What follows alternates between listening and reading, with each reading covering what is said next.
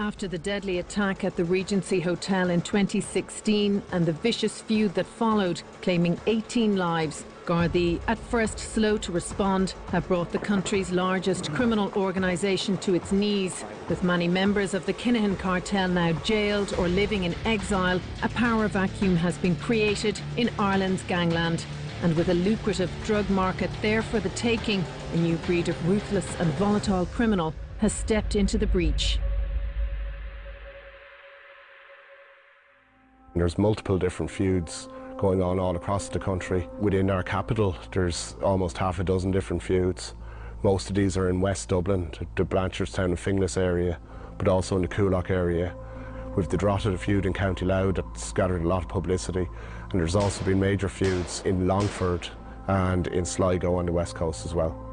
Well, every week we hear about shots being fired at homes in Ballymun, in Finglas and in Blanchardstown. But if we look at each different area where we do have serious feuds, if we look at Blanchardstown, for example, like the Gardaí have recovered submachine guns, they've recovered handguns, they've arrested people for possession of firearms with intent to endanger life. We have seen shots being fired outside schools, and we have seen guns being recovered on grass areas where kids have picked them up. The only word really could use to describe it would be chaotic.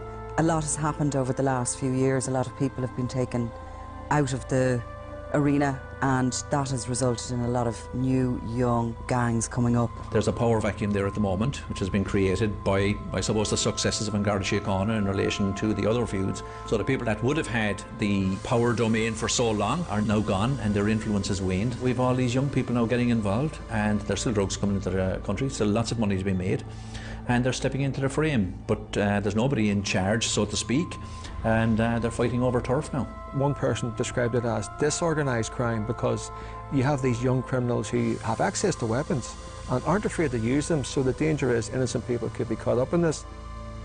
In 2016, after the Regency Hotel attack, there was really one massive gang, which were the Kinahan Cartel, that operation that were headquartered in Spain but based here in Ireland as well. And when that happened, there was a clear divide within that grouping. There was the Hutch side and there was the Kinahan side. And all the other gangs who were working away in the background really took one side or the other. It was just that clear at the time, the divide. But as time has gone on and the Garda operations have dismantled really that Kinahan organisation, in Ireland certainly, the other gangs are no longer aligned as strictly to anybody. So they've all sort of started fighting with one another now, and there's just no clear lines anymore. It's a very chaotic situation. There's no doubt that these murders show, I suppose, how fragmented and complicated the gangland situation is at the moment. Loyalties, they mean very little. The truth of it is that the only loyalties these guys have are to money, and that's the cause of absolutely everything, all the divides. All gangland feuding, the root cause of it is money. Their biggest earner is drugs. And that market is estimated to be worth about 100 million. It's a crass figure, but it's in and around that. And that's what these gangs are fighting for. They're fighting for that kind of money. Early in 2019, a young drug dealer was killed in Swords, County Dublin. It was the first in an escalating cycle of gang violence, where each murder or attempted murder would be more brazen than the last.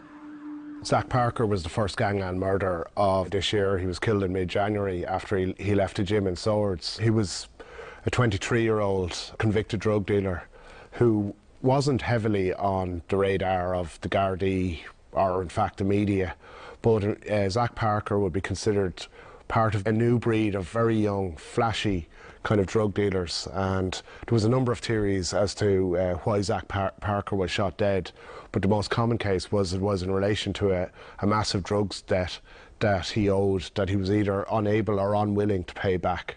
When you look at someone like Zach Parker, who wasn't a major gangland player, but was still someone who was connected to Mr. Flashy's gang in Finglas and in North Dublin, he's someone who had connections across the city to various drugs gangs, but he was someone who, like many of his contemporaries, lived the high life. He was in his very early 20s. He had come up with that Gucci gang, as they call them, and he was just a young, flash, high-spending guy who was relying on the Kinahan name to throw his weight around. He would have been dealing in cocaine largely, travelling the world, living out his life on Instagram, pictures of his new shoes, his this, that and the other, all the spend, all out on Instagram. That is a new generation thing. That's what this new generation are doing. They're quite sort of like Instagram gangsters, really. He's an example of the young men who get involved in organised crime, and ultimately the end goal is either prison or losing your life, and that's what's happened to him. Zach Parker was one of the first associates of the Finglas-based Gucci gang to meet his end in 2019, but the gang would make headlines again later in the year. Sean Little and Zach Parker were very good pals. Sean Little was a year younger than Zach, but they were very close. They were part of a new generation of younger criminals involved in drugs trafficking, particularly in North Dublin. These individuals would have traded off links to the Kinahan Cartel. Sean Little was lured to his death by somebody he trusted.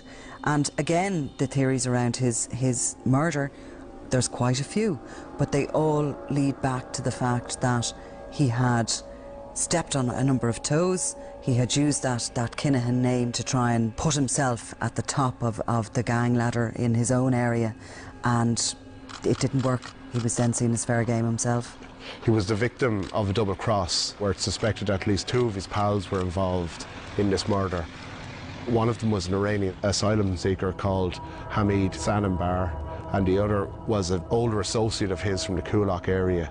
Both men were prominent mourners in the days after the shooting. 17 hours later, Jordan Davis was shot dead in Darndale. Somebody is before the courts in connection with that murder. Jordan Davis was a low-level drug dealer operating in the Darndale area of the city.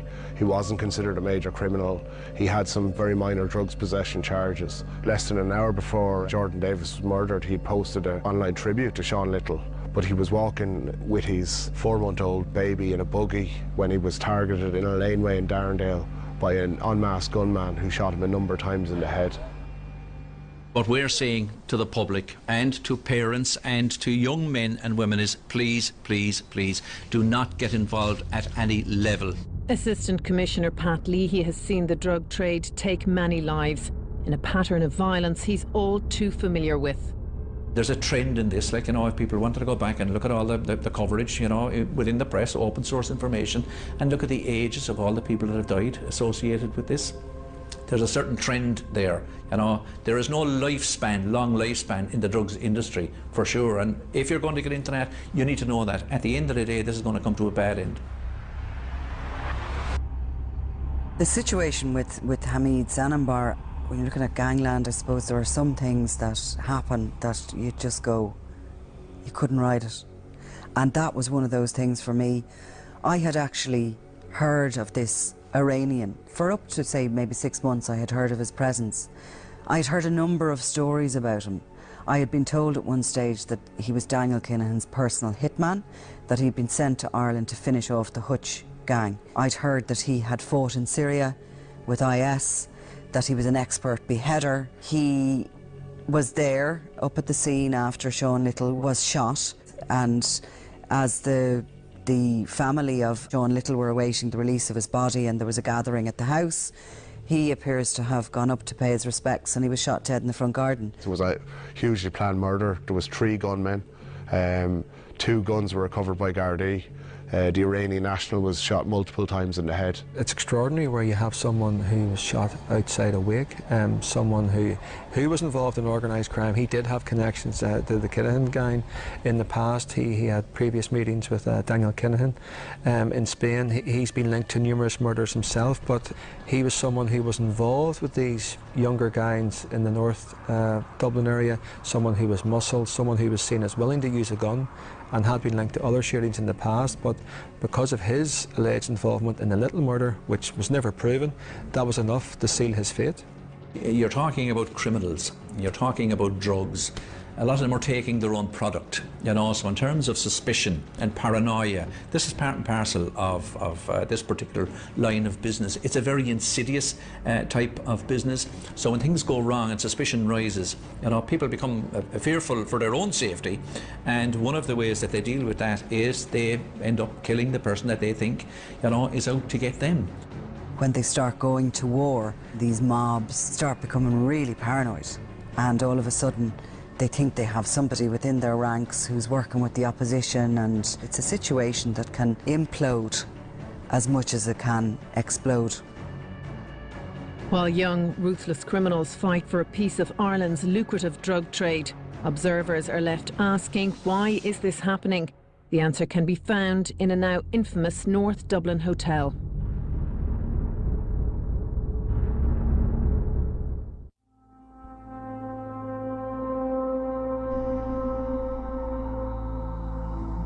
A new generation of gangsters are battling for a slice of Ireland's lucrative drug trade in a market previously dominated by the Kinahan Cartel. For years, the cartel held Ireland's drug trade in an iron grip. No other gang moved without Kinahan's say-so. But in 2016, that grip began to weaken. Pressure from Gardaí and international law enforcement was taking its toll. But it was internal strife that would deal the biggest blow. And that began with a Tiger kidnapping in 2009. 10 years ago, the Hutch gang and the Kinahan gang, they were all the same criminal organisation. The Hutch organisation were specialists in armed robberies and Tiger kidnappings. And one of the most lucrative of these Tiger kidnappings that ever happened at the College Green Bank of Ireland around 10 years ago. The biggest bank robbery in the state's history went into motion last Thursday evening. A gang of 6 men entered this house in Kilteal in County Kildare. Bank official Shane Travers was there with his girlfriend Stephanie Smith, Stephanie's mother Joan Smith and Joan's 5-year-old grandson. The gang struck Joan in the face with the butt of a gun and smashed a vase over Stephanie's head. They, along with the 5-year-old, were bound together with gaffer tape, blindfolded and then driven in a van to this location in Ashbourne. On Friday morning, the gang forced Shane Travers to go into the Bank of Ireland on College Green in Dublin city centre to gather as much money as possible. The gang got away with €7.6 million. It was the largest bank robbery in the history of the state. Gary Hutch was one of the main organisers of this crime, and he was arrested but never charged in relation to it. The Hutch side of this gang found themselves with millions of euro at their disposal, and Gardaí have investigated whether a figure of €4 million was handed over by the Hutch side to the Kinahan side to essentially launder. Gary Hutch provides the Kinahan Cartel. We have the contacts, we have the money laundering operations across Europe and indeed across the world to launder cash from Tiger kidnappings, from robberies and from drugs. So when Gary Hutch provides the Kinahan Cartel with the cash to launder, he doesn't get any returns. He starts to panic, he starts to get angry, he takes it out on Daniel Kinahan. There was a shooting at Daniel Kinahan's villa in Spain, and Jamie Moore, the boxing coach, was shot that time. He survived. That shooting was blamed on the Hutch faction.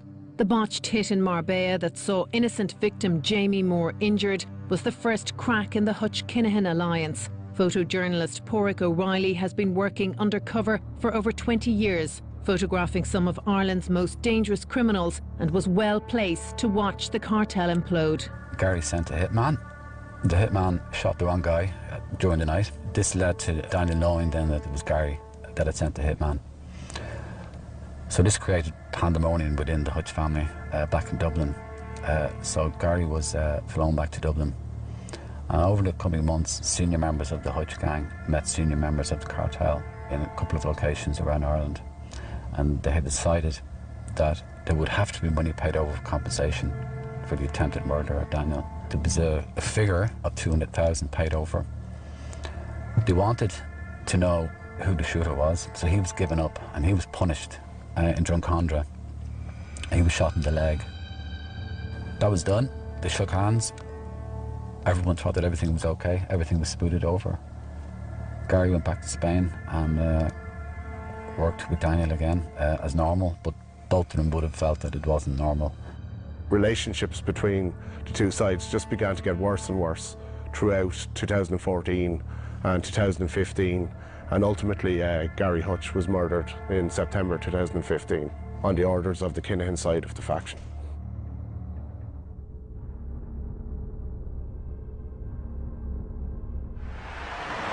I remember that day as if it was yesterday, and I remember it was a Friday afternoon, and just I was in the newsroom working, and the calls came through that there was a major incident at the Regency Hotel. There was a lot of concern of what was happening, what was unfolding that day, and as the day progressed, we got to see and we got to understand the sheer horror of what unfolded. There was various video footage taken. You remember the young kid who was saying, "Daddy, Daddy, what's going on?" He was screaming, and then it was in the immediate aftermath you realise this is what's happened here in broad daylight. Criminals dressed as members of the ERU go into a busy hotel with families, with kids there at a boxing weigh-in, a very public event, and kill a well-known Kinahan associate. Now, without question, there was a lot of military-like planning went into that, but the ultimate aim of that enterprise was to murder Daniel Kinahan. So it was a failure. He managed to escape, and David Byrne, by the end of that day, lay dead. And it's without question one of the most infamous attacks in Irish gangland history. It made headlines around the world, and it did lead to a cycle of violence that we've never seen here before. In my 30 years, I've never heard anything that I could compare to that. The Hutch gang entered the Regency Hotel, dressed as emergency response Gardaí, equipped with AK-47s. One of the gang, male, dressed as a woman, with another man had been on a flat cap, entering through a different entrance, carrying handguns. The man in drag and Kevin Flatcap Murray enter the hotel and begin searching for Daniel Kinahan. Shots are fired in the lobby and people began to flee the hotel. Senior Kinahan Lieutenant David Byrne is seen here running away from the lobby, but he turns back towards the main entrance. He is spotted by one of the men disguised as an ERU officer. Byrne is shot and wounded. As the other gunmen enter the lobby, Byrne is shot again.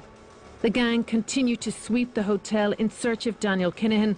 The man in drag is overheard saying, "I can't find him. I don't know where he is." The gang then make their escape. David Byrne is shot again as the gang exit the hotel. Byrne was shot up to 6 times in the head, face and stomach. Patrick Hutch was put on trial for the murder of David Byrne at the Regency Hotel, but the trial ultimately collapsed and the charges against Patrick Hutch were dropped. The murder of Gary Hutch and the reprisal at the Regency Hotel ultimately splintered the Hutch-Kinahan group. The two previously aligned factions went to war, sparking the deadliest gang feud in Ireland's history. Well, it's personal. Let's not forget that. You know, it is personal of what has happened since the Regency, where you have David Byrne murdered, a senior Kinahan Cartel lieutenant. He is murdered in broad daylight, and without question, like we all knew there was going to be a form of revenge. The cartel, they wanted killings. They were thirsty for killings after David had been killed. That's the way that one Garda described it to me 2 years ago. They just want blood. They want bodies. That's what's being said at meetings. We want bodies. And there were bodies. Just 3 days later, the Kinahans retaliated by gunning down Eddie Hutch Sr., the monk's brother. Many more Hutch family members would be killed, including the monk's nephews, Gareth Hutch and Derek Coakley Hutch. Close friends of the monk would also be targeted. Noel Duggan and Noel Kerwin were both victims of the feud, and disturbingly, 2 innocent men were killed in a case of mistaken identity. Martin O'Rourke was shot on Sheriff Street in the inner city, while Trevor O'Neill was shot in Majorca while on holiday with his family. With a rising body count, questions were asked about the Guards' readiness to tackle the murderous feud. We have spoken on earlier occasions about our unrelenting approach to tackling organised crime, and particularly since the incident at the Regency Hotel, where obviously we were presented with a very serious scenario, and where it was suggested that the Garda Síochána may not have been prepared. Coming out of a recession, there probably was some truth in that. When we end up going into an austerity situation where the units were reduced, people started migrating back onto what we would call the regular shift. Community policing took a pretty significant hit. So we were kind of withdrawing from communities to a large extent. So the information that really is the lifeblood of policing, was choked off. That really caused us significant damage. That's where our intelligence, that's where our information comes from, and yeah, we took a hit in relation to that, for sure. You recall the first people who responded to that incident were members of the Gardaí who were unarmed. The Gardaí also had no intelligence in place that anything was going to take place that day, and indeed, like, since the Regency, they've really upped their game. A lot of resources have been pumped into the Gardaí. The state did respond to the Regency because of it was beamed around the world about what happened that day, and now we've seen resources being put in place, resources that weren't there in the recession in previous years, but now they have those in place that directly confront the people involved in that and the people involved in the feud which stemmed from the Regency. While Gardaí may have been caught on the back foot, 3 years later their plan to dismantle the Kinahan organisation is bearing fruit. On the Kinahan side, the investigation to try and dismantle that organisation was a 5 to 6 year plan, and they would be about halfway through that now. They've certainly dismantled it here in Ireland. There's up to 40 key members of the gang and others they've hired for murders, etc., in prison, either convicted on serious offences or facing charges for serious offences. They have caused huge ripples in Gangland by doing that, and they've left this vacuum because most of the kind of the feared and the big names from that organisation are either in jail or they've left the country. So that leaves opportunities. And across the country, several gangs have rushed to exploit these opportunities with deadly intent.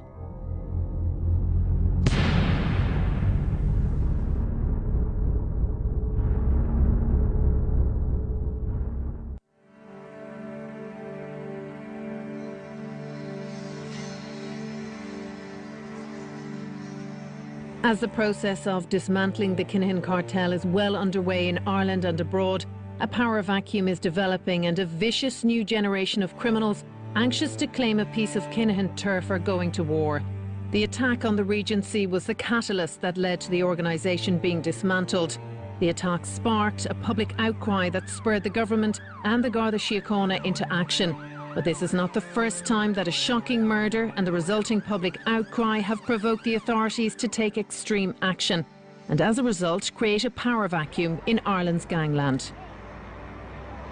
In June 1996, a motorbike pulled up alongside Veronica Guerin's car as she was stopped in traffic. The pillion passenger opened fire. The journalist was shot 6 times. The murder led to a national outcry. The government responded with tough new gangland legislation, the creation of the Criminal Assets Bureau, and the most extensive murder investigation in the state's history.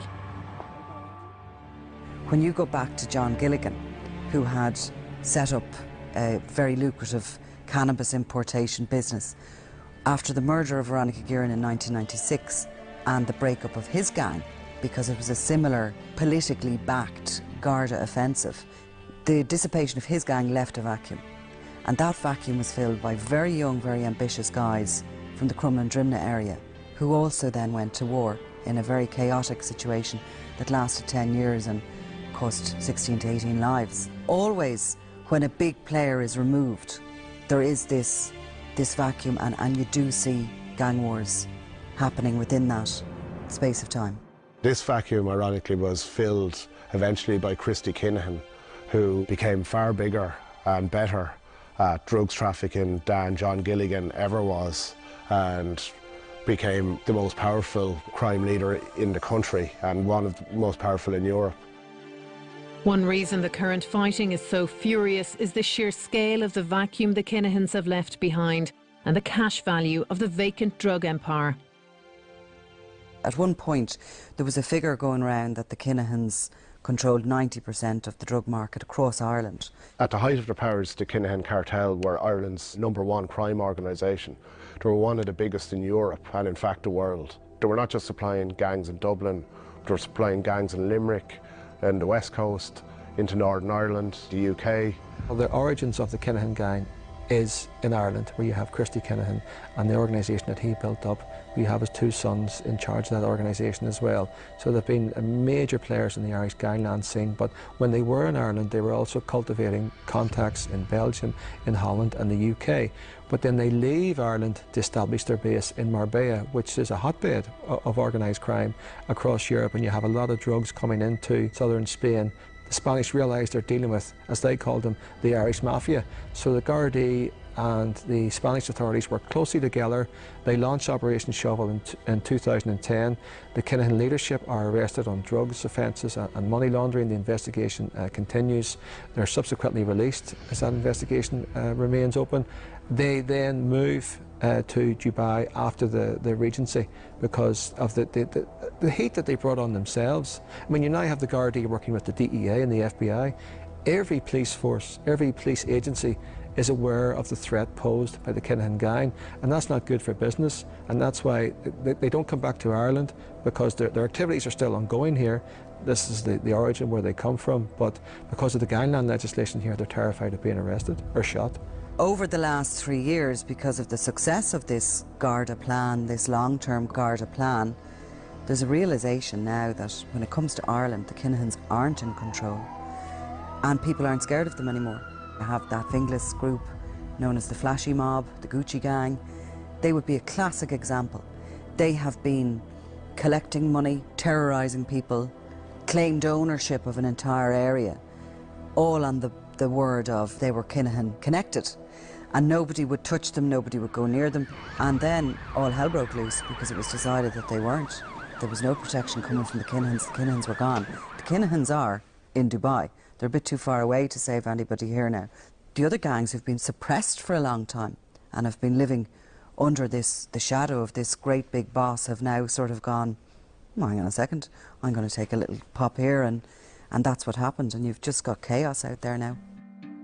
That chaos has been felt across the country, but particularly in West Dublin, where a number of gangs have gone to war.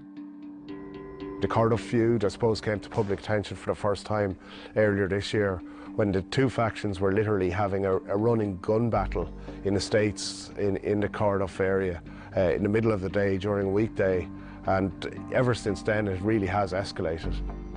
Well, Cardiff has been festering there for almost a year, perhaps just over a year, but where you have two families there who are heavily involved in drug dealing. And again, like many other feuds, you have these guys previously working together.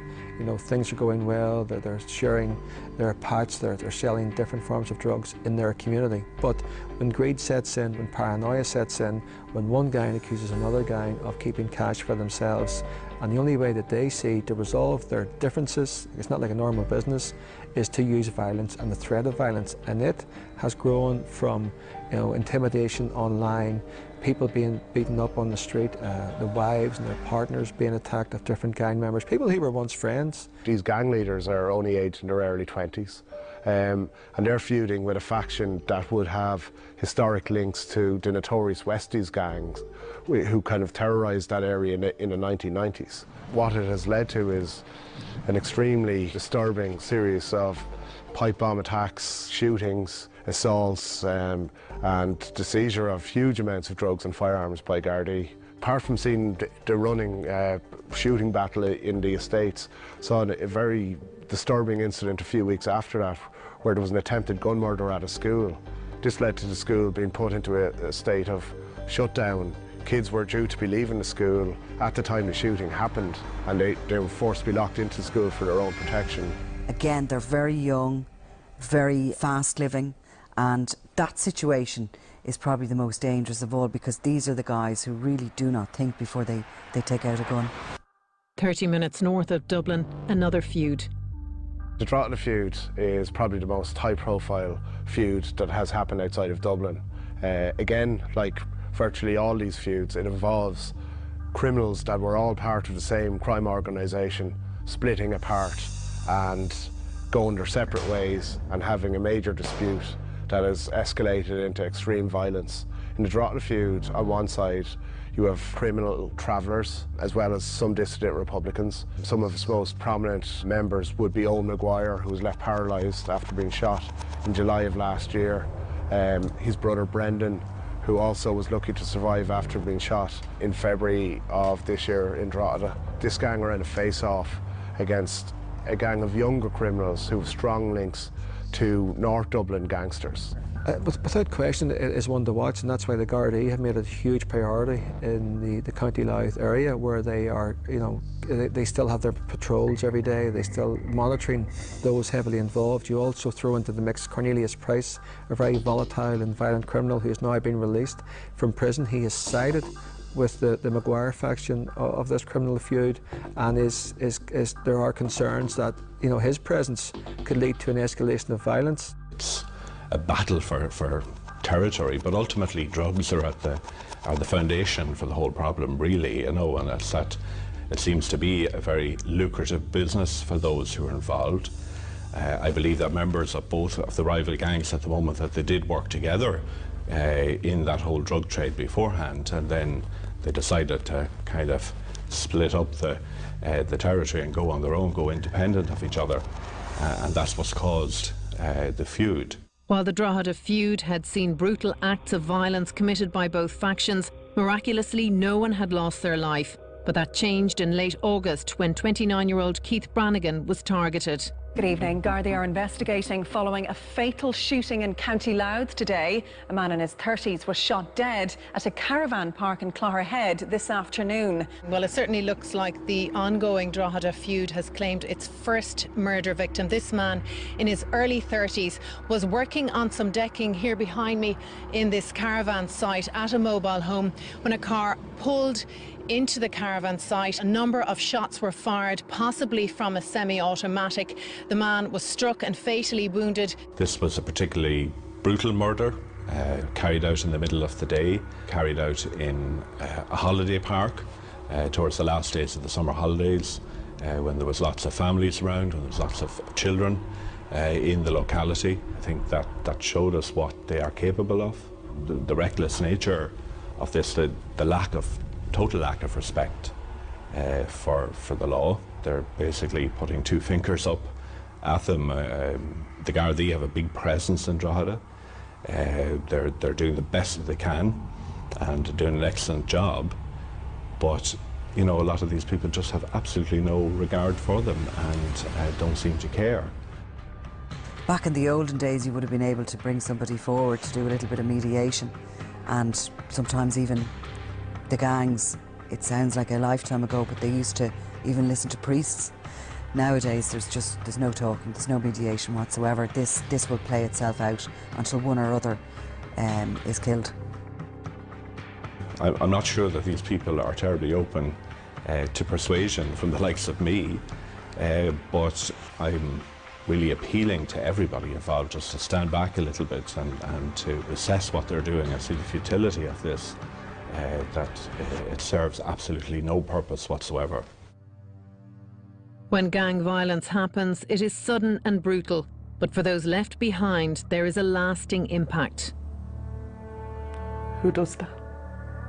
They're not human beings to do that. Just scared it. It meant nothing to them.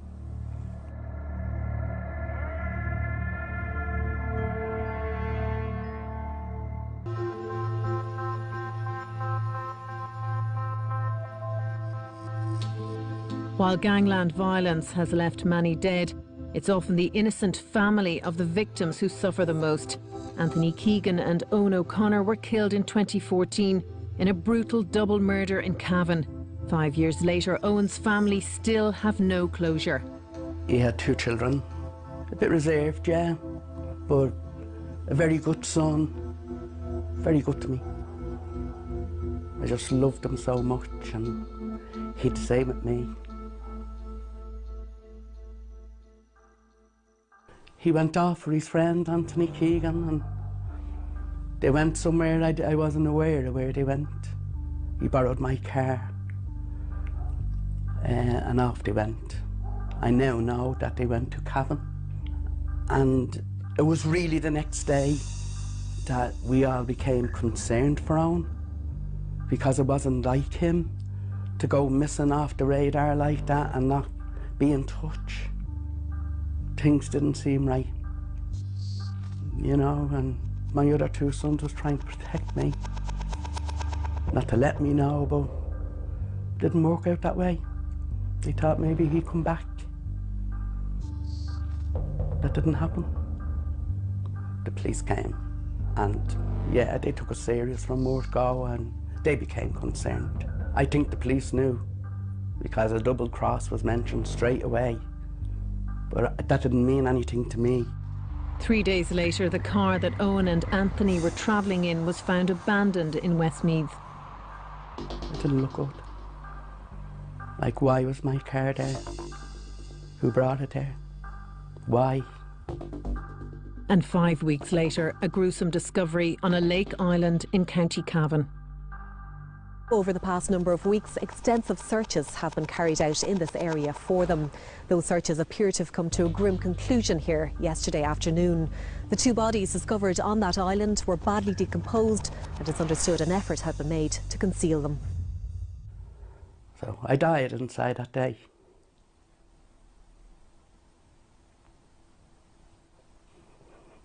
Shocked. You couldn't explain it. But they had a good idea, it was them. They spoke to my sons.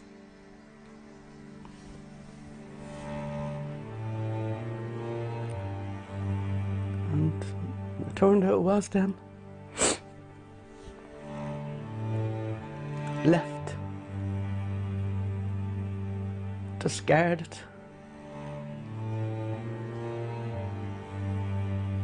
Who does that?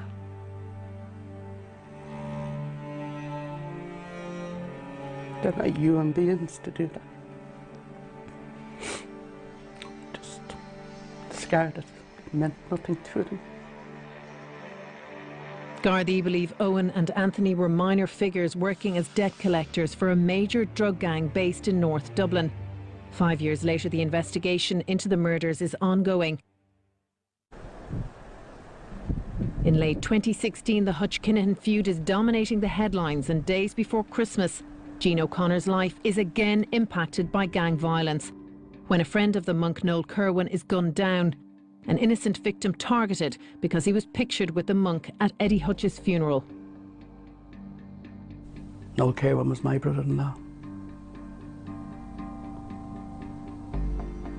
And was a great help to me when Owen went missing and was murdered. I relied on him. He was such a good friend to me, apart from being my brother-in-law. He wasn't involved in any criminal gang. Murdered because some people said he was to be murdered. While Jean O'Connor's life has been turned upside down by gang violence, the Gardaí have not been idle. In late July, a significant day in court. On the news at 5:30 this evening, a big Garda blow against the Kinahan crime cartel. 6 associates of the organised gangster group jailed, including a so-called hit-for-hire team. Well, Assistant Commissioner John O'Driscoll has said that today was unprecedented in terms of the number of associates of the Kinahan gang that were dealt with before the Special Criminal Court. 6 in total today, 9 since the 15th of July. From a policing point of view, the only really effective policing when it comes to organised crime is targeting individuals and gangs. And like a terrorist cell, the point is trying to remove individuals from them and jail them for a period of time. If you get a jail sentence of 10 years for a key player, you've got them off the street. So you're breaking up the cell, you're breaking up the gang. Many observers would say that the Kinahan Cartel are currently in a state of crisis. Gardaí have had great success against them in terms of seizing tens of millions euro worth of drugs, literally hundreds of firearms. Dozens of key players have been locked up. And in the UK, another breakthrough as one of the most senior cartel figures goes before the courts. Thomas Bomber Kavanagh was jailed for 3 years for having an illegal 10,000-volt stun gun disguised as a torch among an arsenal of weaponry in his home in Birmingham. He remains at the centre of major investigations by Gardaí and the UK's National Crime Agency into the Kinahan Cartel's drug smuggling network. Thomas Bomber Kavanagh was described in court in their submissions to the High Court by the Criminal Assets Bureau as the second in command of the Kinahan Cartel. He was just one step below Daniel Kinahan. This was said in court. He was even above Liam Byrne, who was one of Daniel Kinahan's best friends. So his arrest is significant, and he's the most senior member of the Kinahan gang to be brought before the courts. In terms of them being dismantled, not quite yet. There's a lot of work to be done yet. And if we were to take our foot off the pedal at this stage, I think we might regret it. Even as authorities inch closer to toppling the Kinahan organisation, the drug trade is now more lucrative than ever, and criminal gangs will continue to crop up to take advantage of the surging market. It's a market ultimately fuelled by drug users. The gangs exist primarily to make money. That's their number one function, that's their number one aim. And how do they make money? That's by selling drugs. I think in terms of cocaine, you have to look at society in general, and you have to look at the current state of the economy at the moment. Things are going well again. We're now in a boom. You know, we did come through a recession, but we're now in a boom, and there are people out there who will use cocaine every weekend. There is a huge demand from it. But when these people using cocaine, they have to realise that where is it coming from? It can only come from one source, and that's organised crime. You know, these are people that we meet and we sit beside at work every day across the country. There's the market for drugs. It's not the person that you can see ravaged on the street. You know, that's a very small part of the drugs market. I think it's something that the whole of society has to reflect on a little bit. You know, there's a lot of, unfortunately, soft users of drugs, and they're not the people in the poorer estates or the places where we expect to find them. I mean, a lot of them are in the middle classes and things like that, are using drugs on for a social occasion. But that is actually fueling the whole drugs trade and the violence that's occurring as a result of that. So I think people have to think about their habits in relation to drugs. So anybody who's going out on a Friday or Saturday night taking cocaine, you know, they're part of the drugs trade. That's the reality of it. So they can't absolve themselves of a great responsibility around all of this, you know, and I hope they don't, you know, and I hope, look, at some stage they'll have some sleepless nights when they're thinking about how they're contributing to the misery, you know, that communities are enduring as a consequence of the collective actions of people that are sponsoring the drug trade. And while wider social issues urgently need to be tackled, the Gardaí's focus is criminal activity, and as such they're singularly focused on bringing gang leadership before the courts, and one man in particular. Daniel Kinahan is in Dubai, and he's trapped there now. Not a bad place to be trapped. He's living on the Palm in a very expensive villa, and he would have a number of his key lieutenants around him out there, up to 12. They're still operating the business. They have obviously moved to, some would say, billionaire status with this. You can't go any higher than that. And now Daniel Kinahan, who is out in Dubai, and I suppose who all these young guys dream of becoming, he is up there at the very, very top. But while he's in Dubai and it looks as if he's living a very charmed life, he has the forces of Europe after him. I mean, obviously he's a target for the guards. No doubt about that. I mean, where they are in the pecking order at this point in time, look, it really wouldn't be useful to get into that. Are they still there? Yes. Are they still targets of An Garda Síochána? Absolutely. And will they remain so? Absolutely. On the ground here, the guards are being busied by the feuding gangs fighting for a small slice of that pie. But internationally, their big prize is still Daniel Kinahan, and part of that policing plan that was developed in 2016 after the Regency Hotel is to ultimately dismantle the organisation and see him before the courts. Once the guards and the state, you know, get you in their sights, you're pretty much in trouble, that's for sure. And that has played out. We've seen that time and time again.